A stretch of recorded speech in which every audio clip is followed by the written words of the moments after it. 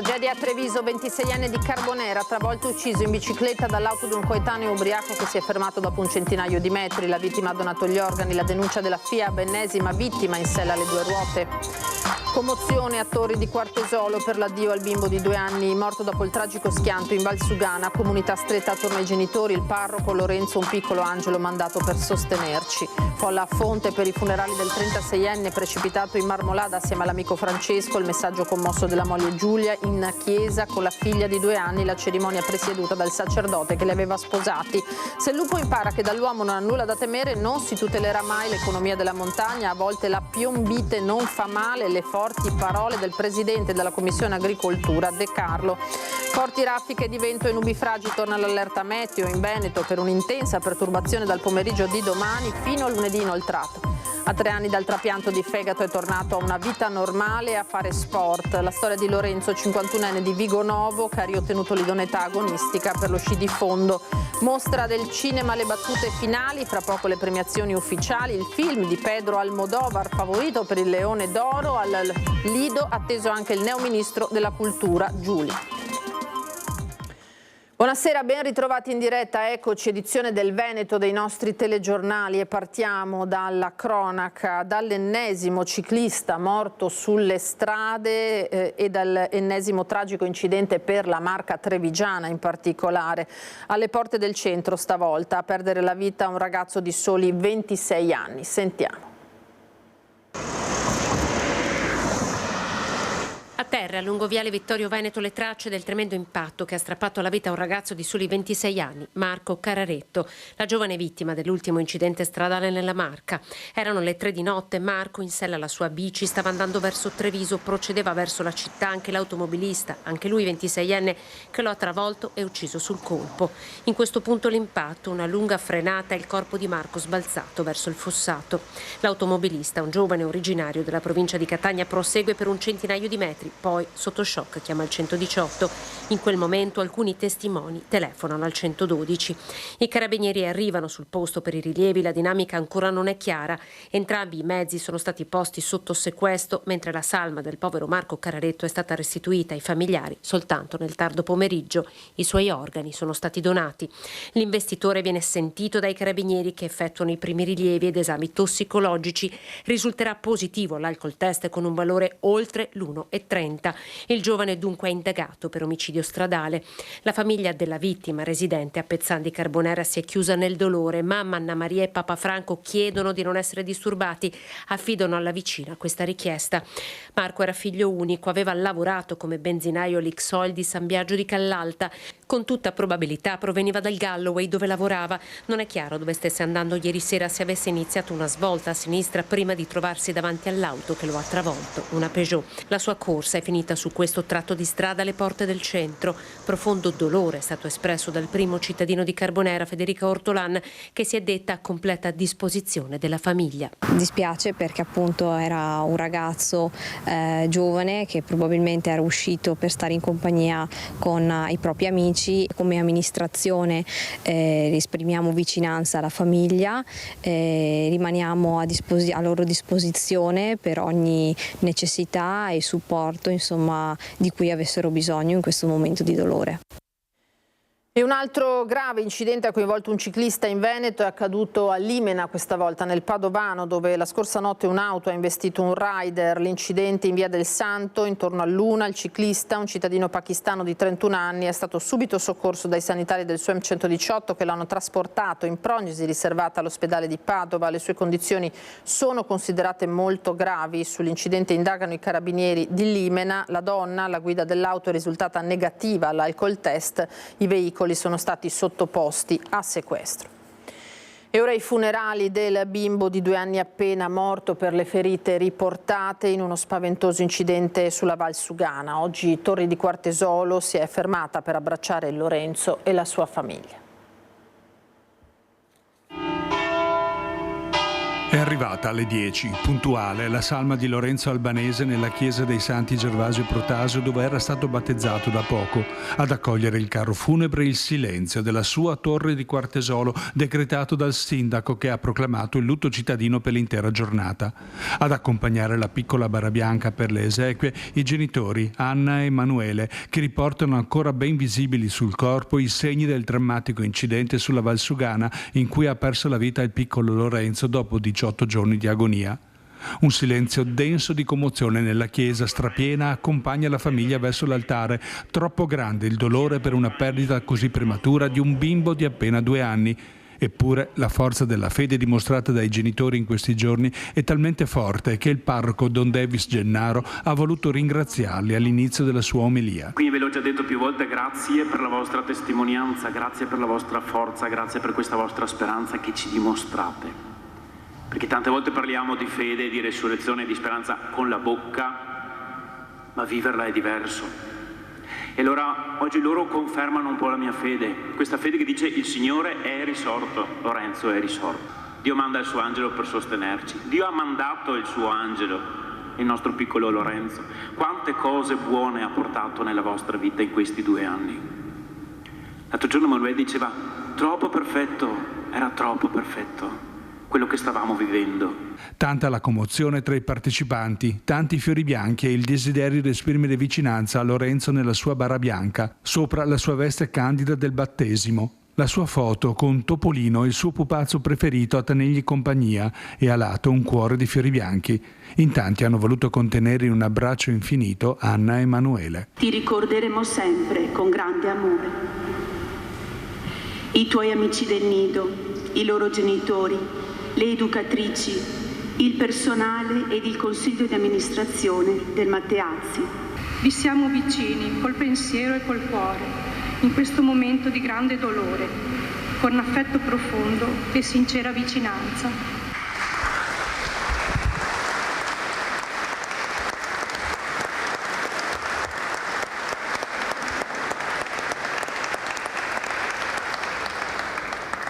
E un'altra chiesa gremita è stata quella di Fonte per l'ultimo saluto a Filippo Zanin, il 36enne morto sulla Marmolada.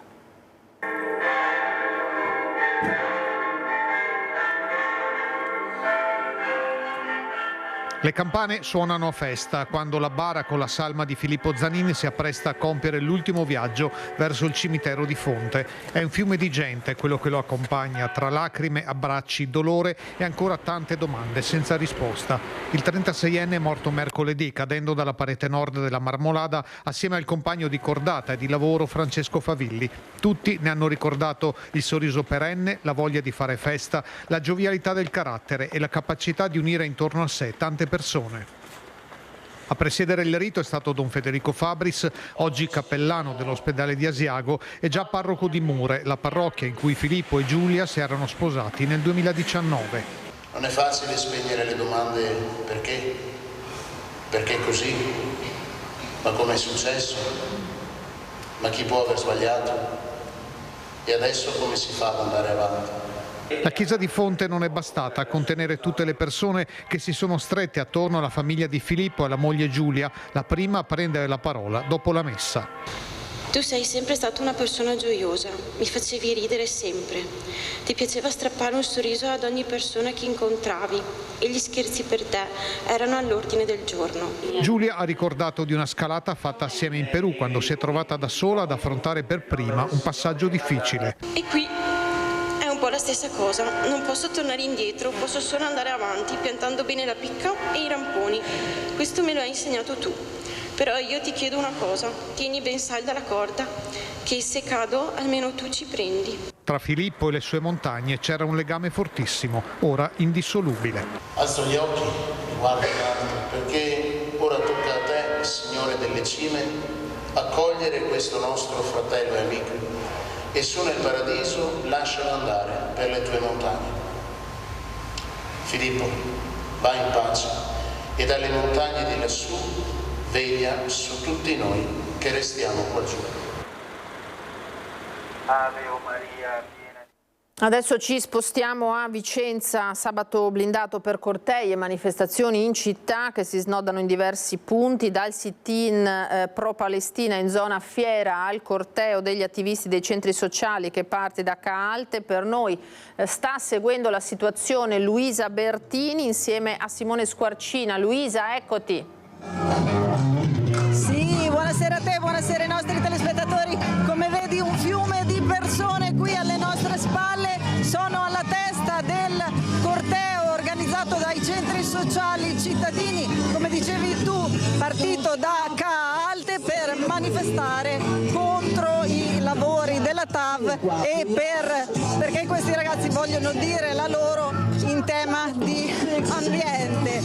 Corteo allestito nell'ambito del Woods Climate Camp, prima è stato anticipato da un'ulteriore manifestazione delle associazioni pro-Palestina. Io adesso sono con l'autore della manifestazione dei centri sociali. Qual è il senso di questa manifestazione? È una manifestazione che parte da un camp che parla di clima, che vuole parlare però anche di guerra, di migrazioni, di consumo di suolo, di neocolonialismo e di tanti altri argomenti.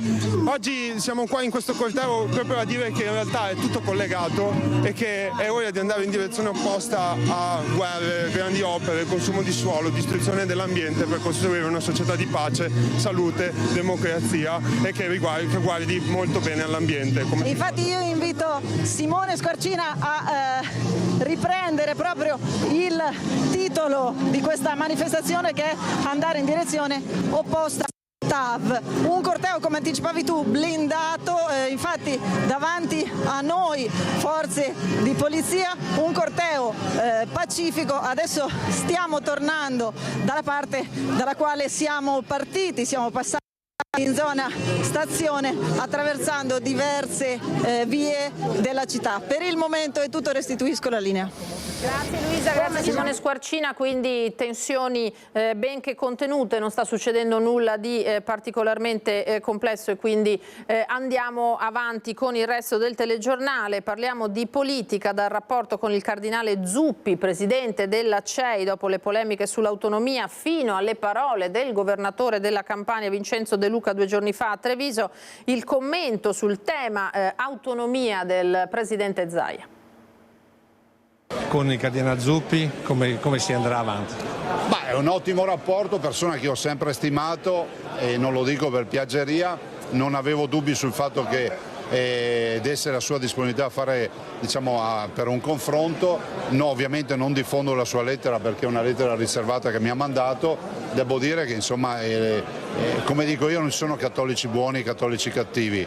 Ci sono, mi rifiuto di pensare che qualcuno possa pensare in giro per l'Italia che ci sia qualche italiano che vuole far morire di fame qualche altro italiano. L'autonomia deve essere un'opportunità per tutti e lo è. Ecco, però qui sta creando sempre maggiore frattura. È bastato sentire cosa ha detto De Luca a Treviso l'altra sera.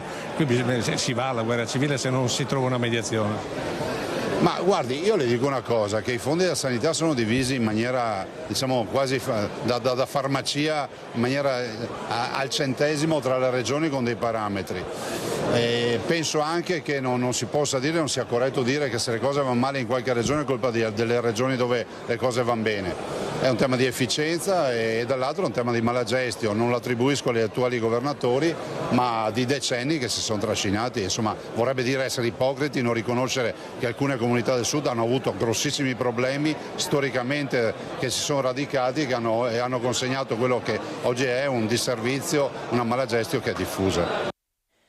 Di tutt'altro tema ha parlato senza mezzi termini il senatore Luca De Carlo rispetto alle azioni da intraprendere per la gestione della presenza del lupo nei territori di montagna. Un po' di piombite non credo faccia male, ha detto, invocando soluzioni drastiche. Il lupo è un animale molto intelligente. Se capisce che l'uomo non gli farà nulla, ogni giorno aumenterà il suo livello di confidenza. A volte vanno presi anche provvedimenti drastici per tutelare non solo l'ambiente ma anche l'economia della montagna, e quindi un po' di piombite credo non faccia male. Va dritto al punto, senza mezze misure, il presidente della Commissione Agricoltura in Senato Luca De Carlo sul tema delle predazioni e più in generale sulla crescente presenza del lupo nei territori di montagna.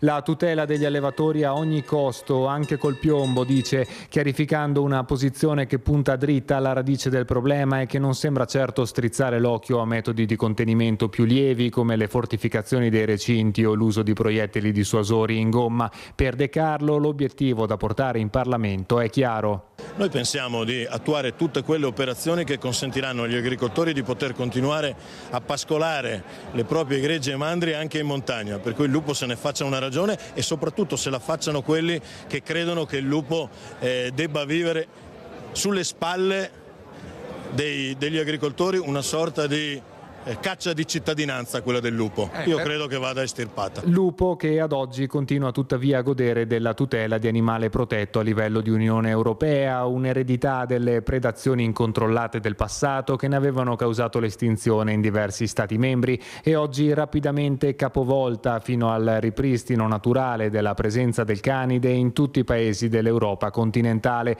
Per De Carlo una tutela dai giorni contati. L'Europa ha già capito in tanti contesti che il troppo numero dei lupi è dannoso, e quindi credo che anche l'Europa, che ha scoperto un nuovo corso diverso da quello, il vecchio corso di Timmermans, che è stato sonoramente bocciato anche dai suoi cittadini, a dimostrazione di come fosse lontano anni luce dalle esigenze dei suoi territori.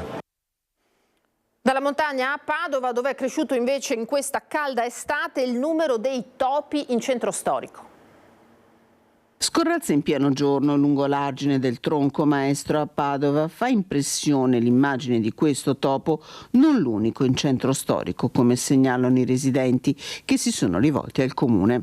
Questa foto è stata scattata in via Boccalerie, quest'ultima in via Squarcione. Foto inviate da chi vive qui all'ex consigliera comunale Wanda Pellizzari. E la situazione è veramente in questi ultimi tempi molto grave, degrado e soprattutto anche sporcizia, soprattutto anche pericolosità. Purtroppo abbiamo i topi che girano indisturbati in pieno centro della città. Il caldo torrido di quest'estate 2024 ha sicuramente creato una situazione favorevole, ma alcuni residenti puntano il dito anche sui cantieri aperti in varie zone della città. Un'area molto delicata resta quella del Salone. Nel frattempo è stata scritta una mail al comune e ad APS in cui si chiede che venga sistemato l'alveo del tronco maestro invaso dalle erbacce. Sono stata contattata 2 giorni fa da alcuni di questi residenti che insomma mi conoscono, mi hanno detto Wanda, guarda che noi vogliamo scrivere una mail al comune, all'amministrazione comunale, proprio per denunciare quella che è la situazione del tronco maestro, che poi voi avete adesso documentato con le fotografie, ed è una situazione gravissima.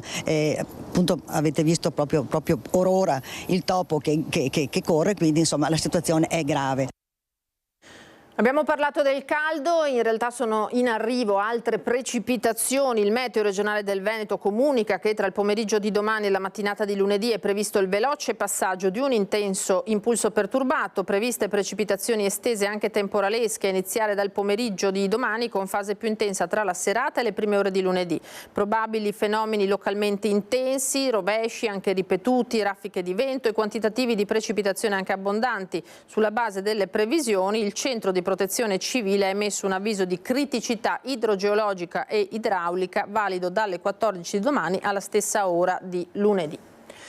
Voltiamo pagina. Il donatore, un ragazzo di 17 anni di cui non conosce l'identità, lo chiama il suo angelo. Quella che vi raccontiamo è la storia di Lorenzo, tornato a vivere a 3 anni dal trapianto di fegato.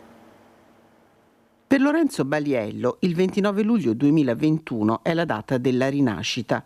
Dopo una prima chiamata e il ritorno a casa per incompatibilità dell'organo, nelle sale operatorie dell'equipe dei trapianti epatobiliari dell'azienda ospedaliera di Padova, Lorenzo è tornato a vivere. La sua testimonianza in un'occasione festosa alla Sagra di Vigonova, il paese dove vive, è un segno di speranza. Dopo 18 anni di convivenza con una rara malattia epatica degenerativa, la colangite sclerosante primitiva, per Baliello, sposato e padre di un ragazzo, il trapianto è stata l'unica via. Dall'intervento e grazie al suo angelo donatore, un ragazzo di 17 anni, nonostante 2 piccole crisi di rigetto e tanti farmaci, Lorenzo Baliello, testimonial e socio AIDO, è tornato a una vita quasi normale e dopo aver ottenuto il certificato di idoneità agonistica a febbraio scorso ha partecipato, unico atleta trapiantato tra 1000 atleti arrivati da tutta Europa, alla Gran Fondo Internazionale di Sci da 37 km da Dobbiaco a Cortina. Adesso la mostra del cinema che sta per vivere le battute finali, tra poco le premiazioni ufficiali. Abbiamo collegato via telefono il nostro Lorenzo Maier. Lorenzo, buonasera.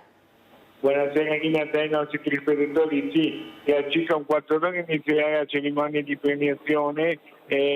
Voci molto accreditate parlano di un ritorno all'Isola di Almodovar possibile di Leone d'Oro e di un ritorno anche di Nicole Kidman, ma stanno adesso passando le delegazioni qui sul tappeto rosso, ancora la delegazione del film di Orizzonti, le varie giurie, e quindi c'è ancora grande incertezza. Oggi alla mostra, tra le ultime varie iniziative, c'è stato anche l'appello di Gino Cecchettini, che è arrivato qui in un seminario About Women promosso tra gli altri da Alessandra Moretti, e ha parlato anche della fondazione che ha costituito per Giulia e ha lanciato un appello chiedendo che anche il mondo del cinema a lei si allinei a questo urlo, grido di dolore e anche volontà che non ci siano più femminicidi, proprio oggi in cui la cronaca ne ha riportato purtroppo al ribalta un altro.